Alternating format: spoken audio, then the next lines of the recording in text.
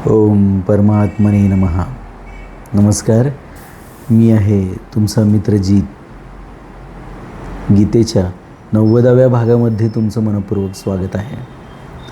अध्याय 2 श्लोक 39. एषा ते अभिहिता सांख्ये बुद्धिर्योगे त्विमां शृणु बुद्ध्या युक्तो यया पार्थ कर्मबंधम प्रहास्यसि.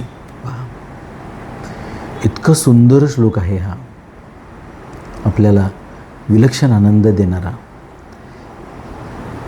हे पार्थ, ही समबुद्धी तुझ्यासाठी प्रथम सांख्ययोगात सांगितली गेली आणि आता तू तिला कर्मयोगाच्या विषयात ऐक म्हणून सांगतात. ज्या समबुद्धीने युक्त झालेला तू कर्मबंधाचा त्याग करशील. काय म्हणतात हे पार्थ, ही समबुद्धी म्हणजे व्यावसायिक बुद्धी म्हटले समान झालेली बुद्धी तुझ्यासाठी प्रथम सांख्ययोगात सांगितली आणि आता तिला कर्मयोगाच्या विषयात ऐक. ज्या समबुद्धीने युक्त झालेला म्हणजे बुद्ध्यायुक्त कर्मबंधनाचा तू त्याग करशील, प्रहास्यसी, तो होऊन जाईल. भाषांतर असं आहे याचं की ही सर्व बुद्धी जाणता येतील अशी सांख्य पद्धती तुला सांगितली गेली. ही सर्व बुद्धीने जाणता येतील अशी सांख्य पद्धती तुला सांगितली गेली. पण आता ज्या पद्धतीच्या बुद्धीने युक्त झाल्याने हे पार्था तू कर्मबंधातून मुक्त होशील त्यासंबंधी ऐक. भाषांतरात तुम्हाला हा अर्थ आणि भाषांतरामध्ये फरक जाणवत असेल. तुम्ही ज्या पद्धतीने अनुभूती येते त्याचा तुम्ही अवलंब करावा. जसं जे संस्कृतमध्ये जसं संवाद झालेला आहे तर त्या पद्धतीने भाषांतर करण्याचा हा जो आहे हा प्रयत्न आहे इथे. हे लक्षात घ्या. जसं संस्कृतमध्ये बोलणं झालेलं आहे तसं मराठीत ते आणण्याचा प्रयत्न केलेला आहे. व्याख्या अशी आहे की एषा ते अभिहिता सांख्ये बुद्धिर्योगे त्विमां शृणु. येथे तू पद प्रकरणाचा संबंध विच्छेद करण्यासाठी आले आहे. अर्थात सांख्ययोगाविषयी सांगितले, आता कर्मयोगाविषयी सांगत आहे. पहा, येथे एषा पद पूर्वश्लोकात समबुद्धीच्या वर्णनात आले आहे. या समत्व बुद्धीचे वर्णन पूर्वी सांख्ययोगात 11व्यापासून 30व्या श्लोकापर्यंत चांगल्या प्रकारे केले गेले आहे. देहीचा यथायोग्य विवेक झाल्यास समतेत आपल्या स्वतः सिद्ध स्थितीचा अनुभव होतो. कारण की देहाविषयी आसक्ती असल्यामुळेच विषमता येते. अशा प्रकारे सांख्ययोगात तर समबुद्धीचे वर्णन झाले आहे. आता याच समबुद्धीला तू कर्मयोगाच्या विषयात ऐक म्हणून सांगतात. अर्थात सांख्ययोग सांगत असताना अर्जुनाच्या प्रश्नांचा संबंध खूप जवळचा आहे. भगवंतांनी अर्जुनाच्या प्रश्नांनी प्रेरित होऊन म्हणा त्याला ते सांगितलेलं आहे. इथे आता ते स्वतःहून काही गोष्टी सांगायला सुरुवात करणार आहेत. पहा, आणि सर्वसाधारणपणे मी तुम्हाला सांगेन की इथे ते योगारूढसुद्धा व्हायला सुरुवात झालेली आहे. भगवंत मध्यंतरीच्या काळामध्ये ते कुठे ज्या पद्धतीने आपला विषय मांडतात, आता जसं आपण बघितलं की नाचतो विद्यते भाव अभाव विद्यते सतः म्हणून सनातन आत्म्याचं ते किंवा शरीरीचं जे वर्णन करतात त्यामध्ये या सगळ्या गोष्टी येतात आणि भाव आणि अभाव याच्या माध्यमातून त्यांनी त्या सगळ्या गोष्टी सांगितल्या. हा सांख्य जो आहे तो कपिल मुनींचा सांख्य आहे. आता इथे सांगतात की आता कुठल्या प्रकारच्या बुद्धीने युक्त झाल्यानंतर तू म्हणजे बंधनातून तू मुक्त होशील, त्याग करशील त्या कर्मबंधनांचा. पहा, येथे देहीचा यथायोग्य विवेक झाल्यास समतेत आपल्या स्वतः सिद्ध स्थितीचा अनुभव होतो. कारण की देहाविषयी आसक्ती असल्यामुळेच विषमता येते. अशा प्रकारे सांख्ययोगात तर समबुद्धीचे वर्णन झाले आहे. आता याच समबुद्धीला तू कर्मयोगाच्या विषयात ऐक म्हणून सांगतात. इमाम म्हणण्याचे तात्पर्य आता या समबुद्धीला कर्मयोगाच्या विषयामध्ये सांगावयाचे आहे की ही समबुद्धी कर्मयोगात कशी प्राप्त होते, हिचे स्वरूप काय आहे, हिचा महिमा काय आहे. या गोष्टीसाठी भगवंतांनी या बुद्धीला योगाच्या विषयात ऐकण्याविषयी म्हटले आहे. असा समबुद्धीने युक्त होणं. पुढे व्यवसायात्मिका बुद्धी असाही त्याला शब्दप्रयोग केलेला आहे, ज्याच्या विषयी आपण पुढे त्या ठिकाणी खूप सविस्तर ऐकणार आहोत. बुद्ध्या युक्तो यया म्हणजे काय? ज्या बुद्धीने पार्थ कर्मबंधम प्रहास्यसी. अर्जुनाच्या मनात युद्ध केल्यास पाप लागण्याची शक्यता वाटत होती. अध्याय 1 श्लोक 36 आणि 45. परंतु भगवंताच्या मताने कर्मात विषमबुद्धी म्हणजे राग आणि द्वेष असल्यानेच पाप लागते म्हणून भगवंत सांगतात. पुन्हा सांगतो, राग म्हणजे अनुराग, द्वेष म्हणजे तिटकारा. समबुद्धी झाल्यास पाप लागतच नाही. जसे संसारात पाप आणि पुण्याच्या अनेक क्रिया होत राहतात, पण त्यांच्यापासून आम्हाला पाप पुण्य लागत नाहीत, कारण त्यात आमची समबुद्धी असते. अर्थात त्यात आमचा कोणताही पक्षपात, आग्रह, रागद्वेष नसतो. तसाच जर तू समबुद्धीने युक्त होशील तर तुलाही हे कर्म बंधनकारक ठरणार नाहीत. आता या ठिकाणी गोष्ट लक्षात घेतली पाहिजे की आपल्याला सात्विकता बऱ्याच ठिकाणी सांगितलं जातं की सात्विकतेचं पालन केलं पाहिजे. राजसिक आणि तामसिक जे आहेत ते सोडलं पाहिजे. परंतु दत्तगुरू सांगतात ही तिन्ही त्रिगुणात्मक दत्त. त्रिगुणात्मक म्हणजे काय? तिन्ही गुणांनी युक्त. त्याचं समतोल पाहिजे. एक गुण आहे आणि बाकीचे 3 नाहीत असं होऊ शकत नाही. मुळात शरीर हे ते गुण त्याच्यावर आरूढ झालेलेच असतात त्या शरीरावर, हे लक्षात घेतलं पाहिजे. परंतु त्यांच्यावर नियंत्रण असणारी व्यक्ती मग त्याला त्रिगुणातीत म्हणतात. मगाशी काय म्हटलं? तिन्ही गुणांनी युक्त. आणि आता काय म्हटलं? तिन्ही गुणांनी मुक्त. तर याच्या दोन्हीचा अर्थ त्या 3 गुणांचा अभाव असणं.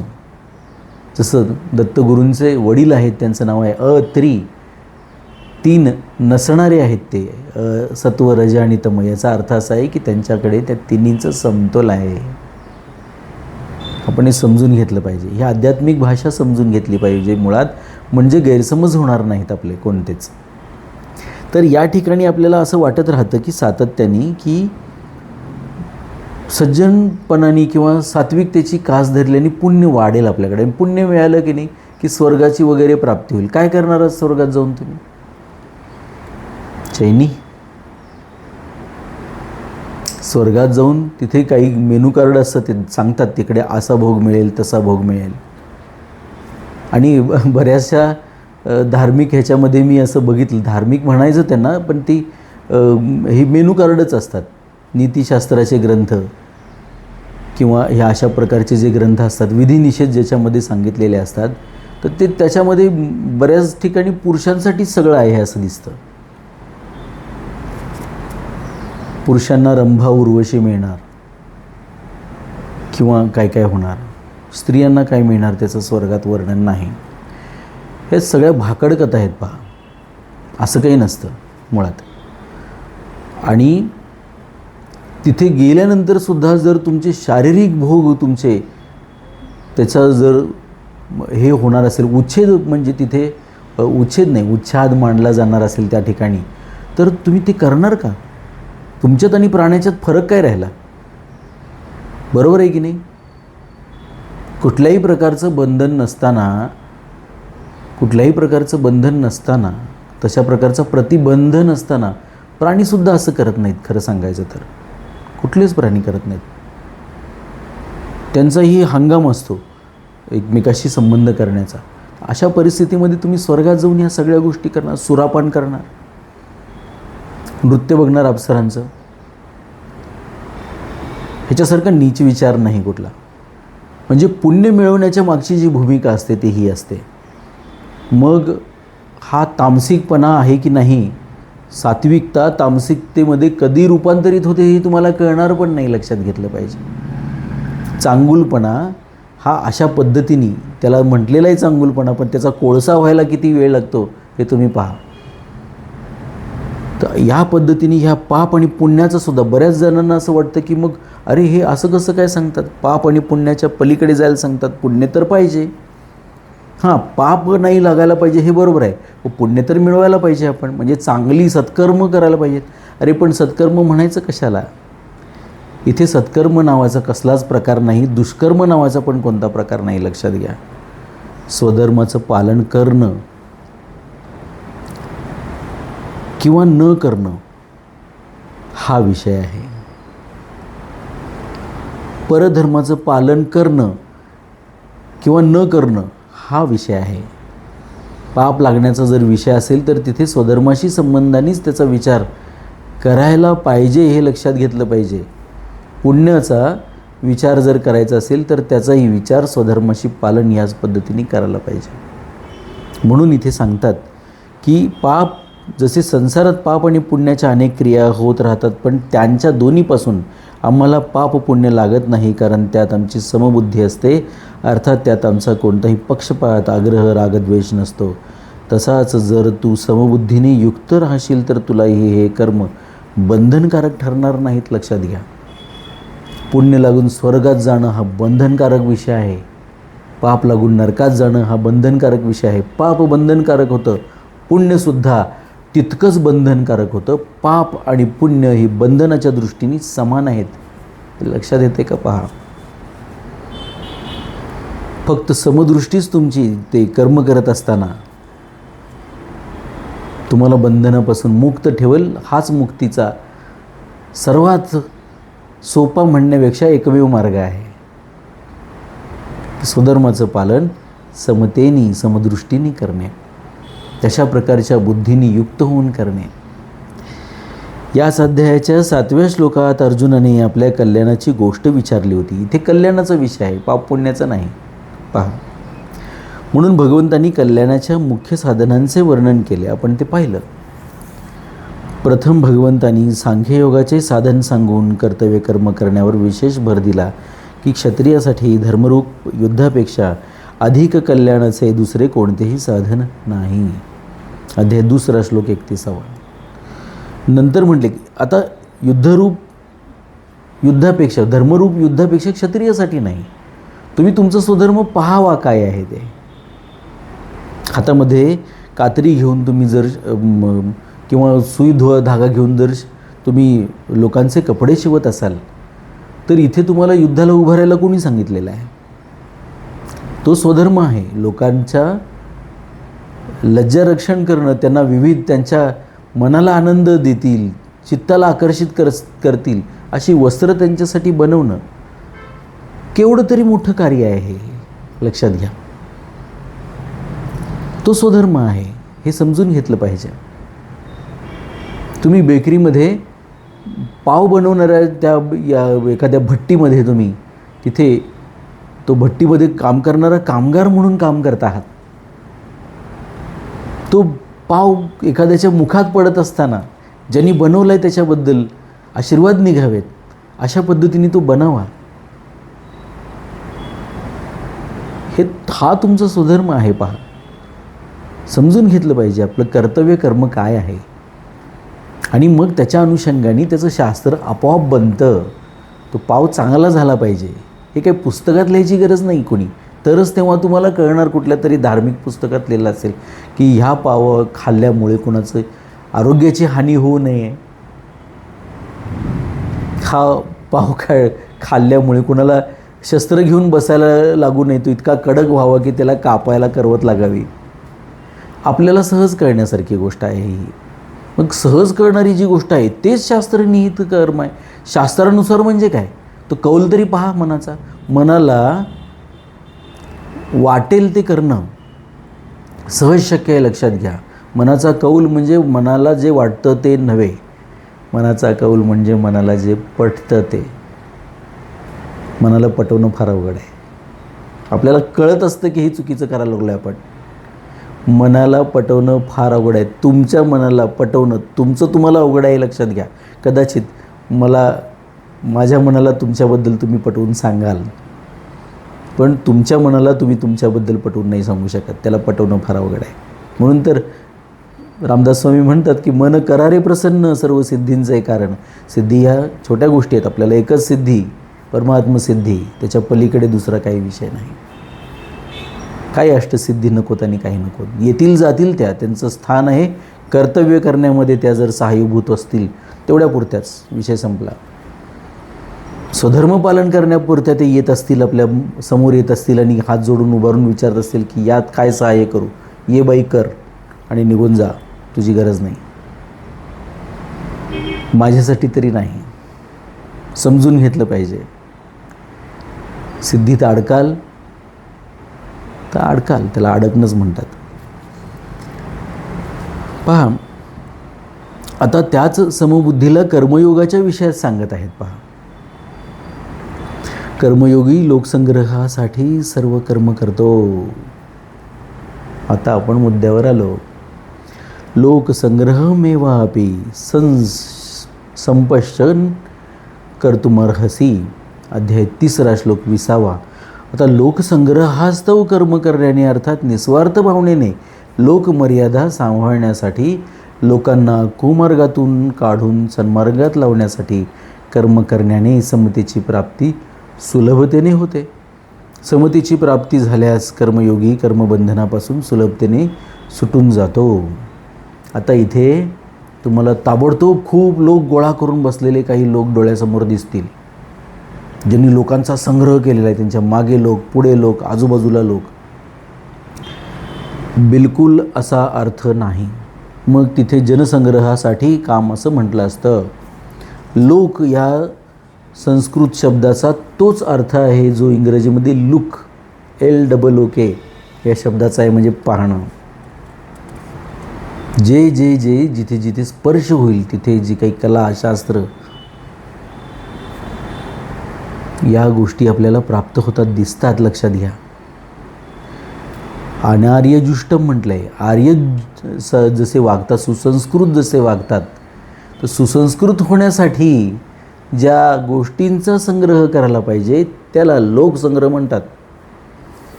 गैरसमज करून घेऊ नका कोणताच. आणि मग भगवंत सांगतात की लोकसंग्रहासाठी कार्य करावं, कर्म करावं. ह्या गोष्टींचा सदुपयोग समाजासाठी होणार आहे. तुम्ही गायनाची कला मिळवली, टायपिंगची शॉर्टहँडची कला मिळवली, औषधांचं ज्ञान मिळवलं, तुम्हाला शरीरशास्त्र समजायला लागलं, त्याचं ज्ञान मिळवलं, तुम्ही समाजशास्त्राचं ज्ञान मिळवलं. हे जे आहे ह्याला लोकसंग्रह म्हणतात. हे लक्षात घ्या. विविध प्रकारचं ज्ञान वेचत राहणं म्हणजे लोकसंग्रह आहे. लोक या शब्दाचा अर्थ जन असा इथे घेऊ नका, त्याचा आध्यात्मिक अर्थ वेगळा आहे. आध्यात्मिक म्हणजे खरा. खूप व्याख्या आहेत अध्यात्माच्या. मला आवडणारी व्याख्या मी तुम्हाला सांगतो. आध्यात्मनाम म्हणतात, ते शाब्दिक शब्द, त्याचा संधी विग्रह आहे की आधी म्हणजे अध्ययन आणि आत्मनाम म्हणजे आत्म्याचं. जिथे जिथे आत्मा ज्या ज्या ठिकाणी शरीराचा प्रकाशक झालेला आहे, त्या शरीराचं, जिथे जिथे आत्म्याचं प्रकाश पोचलेला आहे, त्या विश्वाचं, हा संपूर्ण जो विषय आहे तो अशा पद्धतीने येतो. परंतु जे जसं आहे तसं स्वीकारणं, मुळात ते समजल्याशिवाय, त्याचं सत्य जाणल्याशिवाय ते स्वीकारता येत नाही. लक्षात घ्या. म्हणजे सापाला साप, दोरीला दोरी समजणं, भासामध्ये न राहणं. म्हणून म्हटलं की ब्रह्मसत्य जगन मिथ्या, जगन असत्य म्हटलेलं नाही. पुन्हा इथे भ्रम होतो बघा लोकांचा. खूप आदिगुरु शंकराचार्यांनी, मला वाटते लवकरच त्यांची जयंती येईल, ते झाली जयंती गेल्याच रविवारी. तुम्हाला सांगतो की ब्रह्मसत्य जगन मिथ्या म्हणून सांगितलं आहे, असत्य म्हणून सांगितलेलं नाही. मिथ्याचा अर्थ तुम्ही तुमच्या पद्धतीने अनुभवलेलं तुमचं सत्य, जे शाश्वत नाही आहे पण तुमच्या पुरतं सत्य आहे, ते समोरच्या दुसऱ्यासाठी सत्य असेल असं नाही. ते त्याच्या दृष्टीने मिथ्या असतं.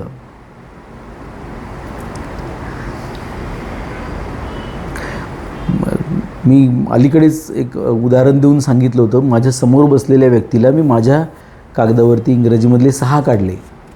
त्याला ते अर्थात 9 दिसत होते. तिकडे तो ज्या जागी आहे तिथून ते 9 आहे, त्याचं सत्य ते त्याच्या दृष्टीने बरोबर आहे. मी ज्या बाजूला आहे तिथून ते 6 दिसतात, ते 6च आहेत. माझ्या दृष्टीने ते सत्य बरोबर आहे, परंतु माझं सत्य त्याच्या दृष्टीने 9 असल्यामुळे मिथ्या आहे. त्याचं सत्य माझ्या दृष्टीने 6 असल्यामुळे मिथ्या आहे. तो जोपर्यंत माझ्या बाजूला येत नाही किंवा मी त्याच्या बाजूला जात नाही, तोपर्यंत त्याचं सत्य कळणं मला शक्य नाही. पण माझं सत्य, तुझं सत्य हा विषयच जिथे नाही आहे, ते कुठल्याही बाजूला तो असला तरी ते बदलत नाही, त्याला सत्य म्हणतात, त्याला मिथ्या नाही म्हणतात. हे लक्षात घेतलं पाहिजे. म्हणून पिंडे पिंडे मतिर्भिन्ना म्हणतात. प्रत्येकाची बुद्धी वेगळी वेगळ्या पद्धतीने काम करते, पण सत्य मात्र त्याच्या बुद्धीप्रमाणे, त्याच्या मतीप्रमाणे बदलत नाही. ते शाश्वत असतं, त्याच्यात परिवर्तन होत नाही कुठलंच, त्याच्या असण्यात आणि त्याच्या असण्याच्या पद्धतीमध्ये. हे समजून घेतलं पाहिजे.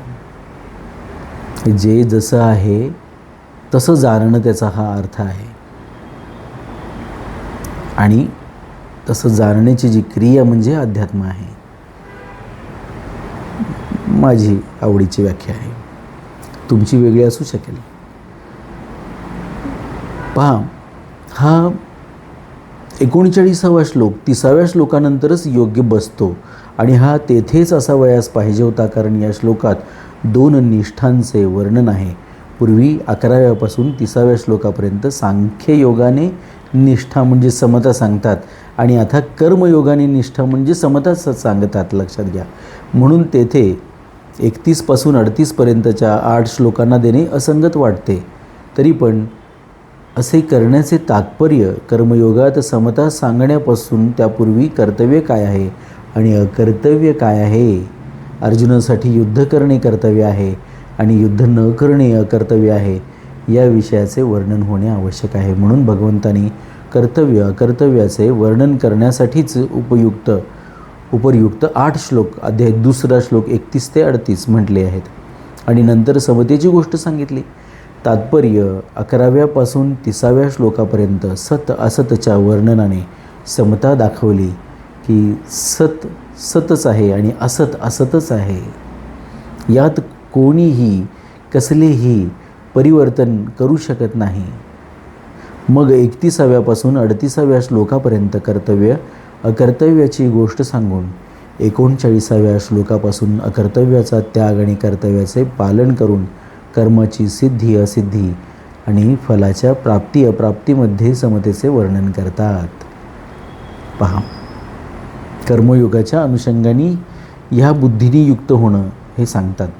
पहा, परिशिष्ट भाव असा आहे की कर्मयोगाचे 2 विभाग आहेत. एक कर्तव्य विज्ञान आणि दुसरा योग विज्ञान. कर्तव्याची भावना सांगितली. आता योग सांगतात. भगवंताने 31व्यापासून 37व्या श्लोकापर्यंत कर्तव्य विज्ञानाविषयी गोष्ट सांगितली, ज्यात कर्तव्य कर्म करण्यापासून लाभ आणि न केल्यास हानीचे वर्णन केले. आता येथून 53व्या श्लोकापर्यंत योग विज्ञानाविषयी विचार सांगतात. पूर्व श्लोकात भगवंताने ज्या समतेचा विचार सांगितला तो सांख्ययोग आणि कर्मयोग दोन्ही साधनाने प्राप्त होऊ शकतो. शरीर आणि शरीरीच्या विभागाला जाणून शरीर विभागापासून संबंध विच्छेद करणे सांख्ययोग आहे आणि कर्तव्य व अकर्तव्य यांच्या विभागाला जाणून अकर्तव्य विभागाचा त्याग आणि कर्तव्य पालन करणे कर्मयोग आहे. मनुष्याने दोन्हीपैकी कोणत्याही एका साधनेचे अनुष्ठान करून ही समता प्राप्त करून घ्यावी, कारण समता झाल्यास मनुष्य कर्मबंधनातून मुक्त होतो. पहा, सांख्ययोग वेगळा आहे आणि कर्मयोग वेगळा आहे किंवा ही 2 वेगळी साधनं आहेत, हे खरं आहे. परंतु त्याच्यातले समान धागे काय आहेत हे लक्षात घेतलं पाहिजे. दोन्हीचा परिणाम तर एकच आहे, समता. आपण हे समजून घेतलं पाहिजे. परंतु सांख्ययोगाचं वेगळं पालन करत असताना कर्मयोग पालन करता येणार नाही असं बिलकुल नाही. उलट पक्षी कर्मयोगाचं पालन करत असताना सांख्ययोगाचं पालन करणं किंवा उलट सुलभ आहे हे लक्षात घेतलं पाहिजे. दोन्ही हे अनुसरण्याच्या दृष्टीने मग त्या अर्थाने एकच होऊन जातात. सांख्ययोग वेगळा, कर्मयोग वेगळा होत नाही. ज्ञानयोग वेगळा, भक्तियोग वेगळा, ध्यानयोग वेगळा होत नाही. मनुष्य आपल्या संपूर्ण दिवसाच्या दिनकर्मामध्ये वेगवेगळ्या अवस्थांमधून जात असतो. एखादी ध्यानाची अवस्था असेल, एखादी या अशा पद्धतीने शरीरापासून आपल्याला विच्छेद करून आत्मा किंवा शरीरी जो आहे तो स्वतंत्र जाणून घेण्याची एखादा प्रसंग असेल, प्रत्यक्ष कर्म करण्याचा प्रसंग असेल. सगळ्या वेळेला समान राहणं, ती समता साध्य करणं हे जास्त महत्त्वाचं आहे. त्यामुळे हे सगळे पद्धती ह्या एकच होऊन जातात. पहा, पुढे सुद्धा जे आपण शिकणार आहे, आत्ता सांख्य शिकलो, कर्म शिकणार आहोत, आणखीन पुढे सुद्धा जे काही शिकणार आहोत हे सगळंच एक होऊन जातं. त्याचा स्वतंत्र विचार करण्याची गरज राहत नाही. पण जाणून घेऊया आधी सगळं. जाणताना वेगळं वेगळंच जाणून घेऊया, पण अनुसरताना मात्र ते सगळं एकत्र अनुसरूया, जसं जमेल तसं, जेव्हा जिथे जमेल तसं. पतंजली सांगतात, इथे भगवंतांनी सांगितले, अभ्यासेन वैराग्येन, अभ्यास आणि वैराग्याने हे साध्य करता येईल. पतंजली तिथे सांगतात, यथाशक्ती निरंतर. योग कसा साधावा? यथाशक्ती, जेव्हा जिथे जसा जमेल तसा, परंतु सतत त्याची साधना अभ्यास करावा. दोन्हीचा अर्थ एकच आहे, लक्षात घ्या. दोन्हीचा अर्थ एक लक्षात. पण तिथे वैराग्याचं जे वर्णन भगवंतांनी सांगितलेलं आहे, राग म्हणजे आपण सातत्याने शिकतोय, अनुराग, आकर्षण, द्वेष नसणं, दोन्हीचा अर्थ एकच आहे. आणि दुसऱ्या बाजूला द्वेष, ह्या दोन्हीपासून मुक्त अवस्था म्हणजे वैराग्य आहे. भगवंत सांगतात, राग द्वेषापासून मुक्त असताना अभ्यास करत तुला ते मन कसं, ही समानता कशी साधायची ती साधता येईल. पुढे शिकू आपण ते.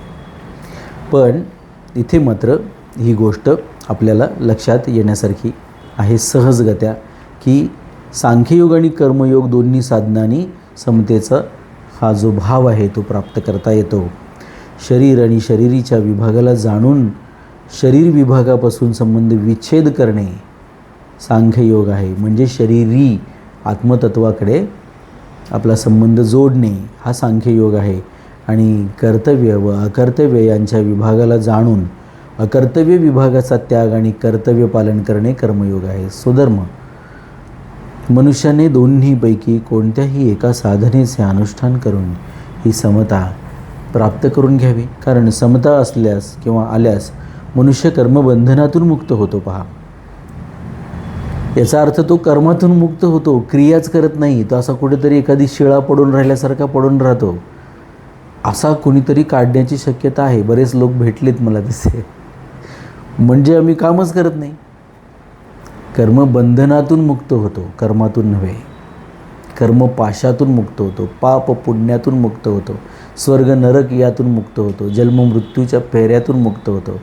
कर्मापासून मुक्त होत नाही. कर्म आवश्यक आहे.